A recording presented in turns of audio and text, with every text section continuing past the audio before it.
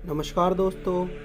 चीन का नया नवेला रक्षा मंत्री जो कि अभी एक महीना पहले ही तैनात किया गया था, उसे भ्रष्टाचार के आरोप में गिरफ्तार कर लिया गया है। अब आप कहोगे यार, यह तो आम बात है। दुनिया भर में जो राजनेता होते हैं, मंत्री होते हैं, वह भ्रष्टाचार के आरोप में गिरफ्तार हो जाते हैं। इसमें बड़ी बात क्या है? तो बड़ी बात यह है कि यह पहली बार गिरफ्तारी नहीं है। इससे पहले जो डिफेंस मिनिस्टर था, वह भी भ्रष्टाचार के आरोप में गया था, और उससे पहले जो रक्षा मंत्री था वह भी भ्रष्टाचार के आरोप में गिरफ्तार हुआ था, और आज तक उसका भी पता नहीं कि वह गया तो गया कहाँ। यानी कि यह लगातार तीसरा रक्षा मंत्री है चीन का जो कि भ्रष्टाचार के आरोप में गिरफ्तार हो चुका है। और आपको बता दूं, चीन में जो रक्षा मंत्री होते हैं वह ऐसे व्यक्ति को बनाया जाता है जो कि चीन की कम्युनिस्ट पार्टी से आता हो और चीनी सेना से भी आता हो, यानी कि दोनों जगह कंट्रीब्यूशन दिया हो और उसका पूरा रिकॉर्ड साफ हो, भ्रष्टाचार का कोई दाग ना हो, और सेना में अच्छा खासा कंट्रीब्यूशन हो, रुतबा हो, उसने कुछ किया हो सेना के लिए। ऐसे व्यक्ति को ही रक्षा मंत्री का पद दिया जाता है। लेकिन लगातार तीसरे रक्षा मंत्री पर ऐसे आरोप लगाना और फिर उनकी गिरफ्तारी होना बताता है कि चीन की कम्युनिस्ट पार्टी और चीन की सेना को भ्रष्टाचार की दीमक निगल चुकी है। यकीन मानिए, इतिहास गवाह है। चाहे आप 10 साल पीछे चले जाइए, आप 100 साल का रिकॉर्ड उठाकर देख लीजिए, या फिर 1000 साल का भी आप किसी भी देश की किसी भी सेना का रिकॉर्ड उठाकर देख लीजिए। अगर किसी देश की सेना कमज़ोर है तो उसे मजबूत बनाया जा सकता है। किसी देश की सेना के पास हथियारों की कमी है तो उसे हथियार देकर दूर किया जा सकता है, उसकी कमजोरी ठीक करी जा सकती है।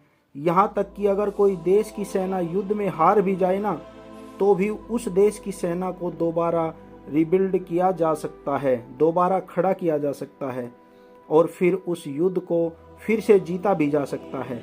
लेकिन इतिहास गवाह है, दुनिया की किसी भी देश की सेना को अगर भ्रष्टाचार की दीमक लग गई तो उसमें चाहे आप कितना भी पैसा डाल दीजिए, कितने भी एडवांस हथियार दे दीजिए, लेकिन ना तो उस देश की सेना को बचाया जा सकता और फिर ना ही उसे। और चीन के साथ इस समय यही हो रहा है।